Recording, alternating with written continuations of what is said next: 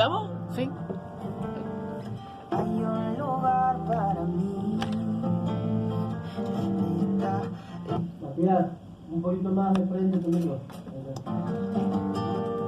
Y esta tierra sin mí. Muy buenos días a todos. Estamos ya en Contacto Ambiental, 9:36 de la mañana, 25 de octubre, una mañana espectacular. Parece que el tiempo va a seguir así. Muy buen día, Matías, ¿cómo estás? Hola, Anaí, muy buen día, buen comienzo de semana. Muchas gracias. Bueno, hoy, el día de hoy nos convoca un tema muy interesante, la economía circular. ¿Sí? Pero para hacer contacto con el territorio de la ciudad de Posadas, antes introducirnos a un tema que nos va a llevar a la desembocadura de la economía circular. La Dirección de Restauración Ambiental, junto con la Secretaría de Obras y Servicios Públicos, la Coordinación de Tierras y diferentes áreas de la Municipalidad de Posadas, estamos llevando adelante un trabajo de intervención en un barrio que va a cumplir 117 años este domingo 31 de octubre. Estoy hablando del barrio Miguel Lanús. 117 años con una historia, una trayectoria de esfuerzo comunal documentado a partir de la fundación de dicho barrio, de la primer llegada de los primeros vecinos, de la familia Lanús, y luego, a partir de intereses diversificados de los ciudadanos, se fue llevando a cabo distintos tipos de intervención, hasta que ahora nos toca, desde la municipalidad, intervenir con un proyecto de formulación de un espacio público. Ustedes sabrán que allí corre la avenida Soldado Argentino con unos bulevares de 24 metros de anchos. Tantas cosas se pueden hacer en ese bulevar nada más. Un privilegio. Además cuentan con una plaza de aproximadamente 2.000 metros cuadrados, verdes. Tienen muchísimas oportunidades de desarrollo. A esto cruzan otras avenidas con bulevares también muy anchos. Entonces, dotarlos de infraestructura es una de las principales necesidades para que estos espacios se sostengan a través del tiempo. Y para ello, la participación ciudadana se constituye en una herramienta clave para poder llevar adelante estos proyectos. Desde esas iniciativas de dotar de infraestructura verde a los espacios públicos y con ello la infraestructura de campos deportivos, playones deportivos, de servicios, los juegos, claro. Sí, la infraestructura gris, digamos, uh-huh. Ya los senderos, los mobiliarios típicos que tienen que estar presentes para que el espacio siga brindando los servicios ambientales que debe prestar. Es que se está convocando a la ciudadanía de dicho barrio y con ello detectando ciertas necesidades. Ahí corre el arroyo Laguna, el arroyo que divide a la ciudad de Posadas con la de Garupá. Y ahí se ve cómo lo que ocurre en muchos arroyos de las distintas ciudades del mundo se van ocupando de manera irregular, con tal vez algunos grupos sociales que requieren más atención que otros. Se van asentando sobre las márgenes. Exactamente. Entonces esta situación nos lleva a la necesidad de prestar atención y acompañar en procesos de fortalecimiento de estos grupos, ¿sí? Para propiciar un óptimo en la calidad de vida de ellos, ¿sí? Y con ellos de toda la ciudad, ¿no? Uh-huh. De ahí surge, en los próximos días, se va a estar llevando adelante un relevamiento social por parte de los responsables ambientales de la Dirección de Restauración Ambiental para conocer cuáles son los ámbitos en los que se desarrollan o los intereses que ellos poseen y con ello poder orientar algunos talleres de proyectos de vida o economía circular. Y también las necesidades básicas insatisfechas, ¿no? Relacionadas al ambiente. Totalmente. Al ambiente, conociendo, contemplando, considerando que el ambiente está constituido por el medio social, el medio biológico y el medio físico. Uh-huh. ¿Sí? Cuando hablamos de ambiente nos referimos a todos esos componentes. Entonces se van a estar llevando a partir del día de mañana ya los relevamientos a nivel social para orientar talleres de formulación de proyectos de vida y de economía circular. Entonces a esto nos viene la pregunta de qué es la economía circular. Y bueno, y la economía circular tiene que ver con dejar o abandonar la visión antropocentrista que ha, diríamos, regido los destinos de la economía y la sociedad durante los últimos 200 años, ¿no? Y tener más una visión heliocentrista, ¿sí? O pensar, o una visión biocentrista. Bien. ¿Sí? Tratar de pensar a la naturaleza como centro del desarrollo humano y al ser humano como parte de la naturaleza, ¿sí? No como el ente superior y el que lo domina todo, porque justamente con esa visión terminamos donde terminamos, en esta crisis. Esto me recuerdo de una ordenanza, se llama Barrios Productivos, la cual fue formulada en la gestión anterior, y con esto se advierte la necesidad de proteger ecosistemas frágiles, ¿no? Ecosistemas que frente a impactos leves pueden verse fuertemente afectados, y son los bordes de arroyos estos, pero que con una pequeña ayuda se ven fuertemente beneficiados, fortalecidos. Y cuando vos me decías el tema de la economía circular, esto es obviamente a contraposición de la economía lineal. ¿Y de dónde viene la economía lineal? Del modelo de Henry Ford, ¿sí? De la producción de los automóviles a comienzos del siglo XX. ¿Sí? La economía lineal significa extraer, producir y desechar. Simplemente esos 3 pasos. Pero fíjate a dónde terminamos con esos simples 3 pasos. Además, en una crisis ambiental total. Exactamente, o sea, totalmente fuera de foco de lo que la naturaleza misma nos enseña, donde todo se reutiliza y se vuelve a se vuelve a dejar a disponibilidad para su uso, ¿no? Es un ciclo semiabierto, pero también que implica muchos cambios de energía, ¿sí? Cambios de energía, y eso hay que pensarlo que es un ciclo que todo el tiempo se va retroalimentando. Pero si nosotros pensamos que lo tiramos y nos olvidamos del problema, ¿pero a dónde se va la basura? No se va a Marte, a la Luna, queda acá. Y esa basura influye en nuestra calidad de ambiente.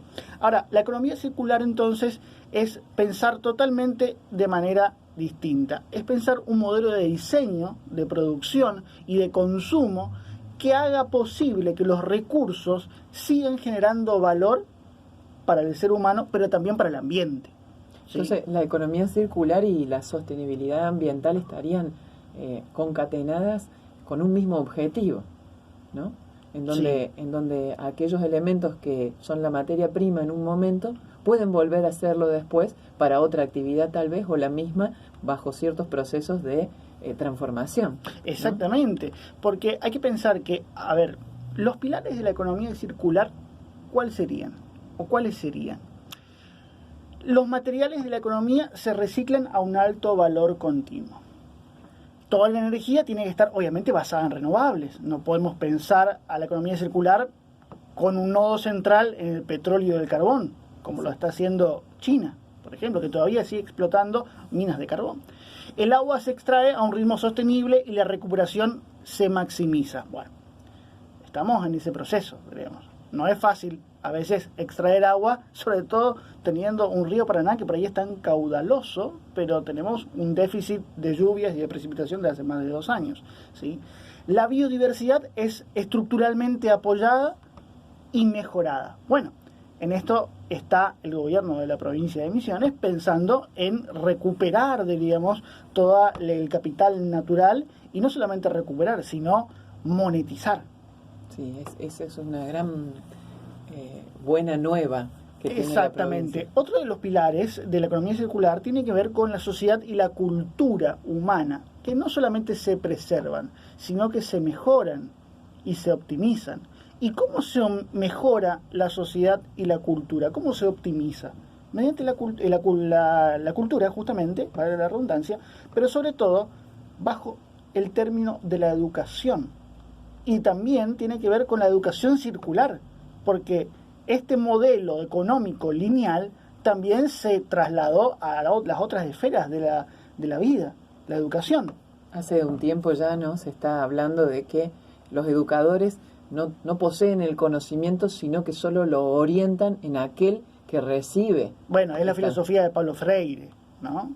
Entonces, desde ese punto de vista, partir de que el oyente, o el alumno, el estudiante en realidad, también posee conocimientos previos y partir de esos conocimientos previos sería uno de los elementos claves también en estos procesos de conocer cuál es la realidad social en Miguel Lanús. Bueno, eso es lo que habla la Ley de Educación e Información Ambiental, de revalorizar las experiencias locales de las comunidades, porque tienen mucha sabiduría sobre los procesos ambientales que suceden en los barrios, en las ciudades, y también no solamente pensar en las metodologías, diríamos, a nivel global o a nivel país, sino justamente recurrir a nuestros ancestros, a nuestras comunidades guaraníes, que tienen mucha sabiduría de miles de años. Volviendo a la ordenanza, que me la vuelvo a recordar, en una de sus párrafos habla de el saber hacer, de poner en valor el saber hacer. Entonces en este párrafo lo que quiere decir es identificar, reconocer y poner en valor esas prácticas culturales que pueden convertirse en prácticas que dejen rédito económico, ¿verdad? De hecho lo han hecho, lo que es la olería, lo que es las comidas típicas de la provincia de Misiones, la obtención de algunos productos de esa selva misionera que se vuelven atractivos al comercio, pero que se vayan obteniendo de manera sostenible. Exactamente, pero también hay que pensar que las actividades humanas no tienen que estar solamente orientadas a generar plusvalía, como diría Marx, ¿no? No pueden estar pensadas en solamente generar valor monetario. Tienen que ¿Por tener... qué no, Matías? ¿Por qué no? Porque yo pienso... Porque hay otros valores aparte de los monetarios. ¿Sí? El que está escuchando dice, pero yo necesito dinero. No, obvio, todos necesitamos dinero.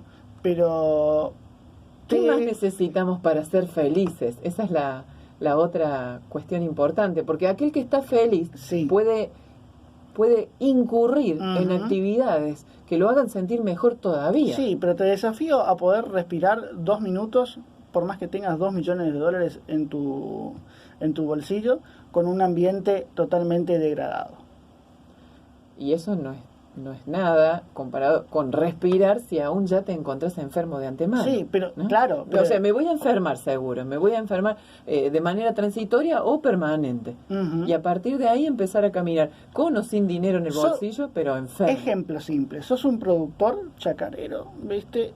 Que trabaja la tierra y te va bien en ese trabajo, pero simplemente por un problema ajeno a vos, entre comillas, tu chacra desapareció.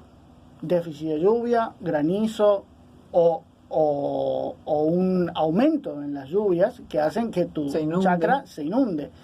Entonces, ¿cuál es la importancia de la naturaleza para la economía? Total. La economía depende totalmente de la naturaleza y no al revés. Pero el ser humano lo hizo de manera tan errada que es al revés. Son nuestras prácticas que nos alejan. Siempre lo menciono cuando nos levantamos y lo primero que hacemos es abrir una bolsa de plástico en vez de tomar algo de una planta, ¿no?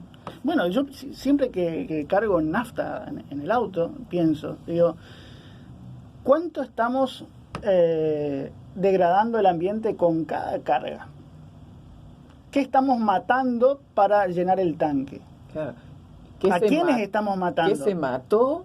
¿Qué se está matando? ¿Y qué se va a matar? Sí, es una línea continua que vale la pena preguntarse y empezar a repensar los hábitos de consumo. Siempre... Sí, y la economía circular no es solamente reciclar las botellitas de plástico o utilizar bolsas de tela o de cartón, sino implica un rediseño de la economía total, y no solamente de la economía, de la vida moderna. De los hábitos. De los hábitos, es decir, rediseñar las formas en que generamos valor, no solamente valor económico, financiero, sino valor tangente, rediseñar la producción y la distribución y la logística de nuestra producción, rediseñar el consumo, la utilización y la reparación de, nuestra, de la materia. ¿sí?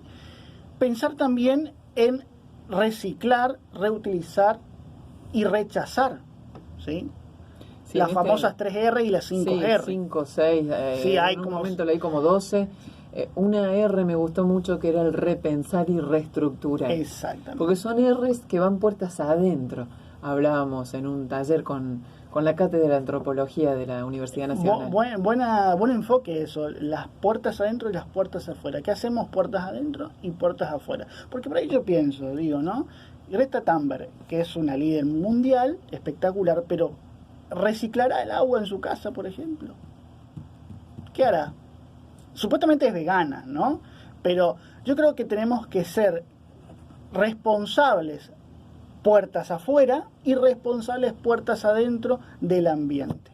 Comunicar lo que queremos comunicar desde el ámbito de la educación a partir de la práctica individual tiene una llegada intangible pero directa, no solamente al ámbito cognitivo del que está escuchando, sino también sobre sus emociones, porque estamos vibrando en ese sentido.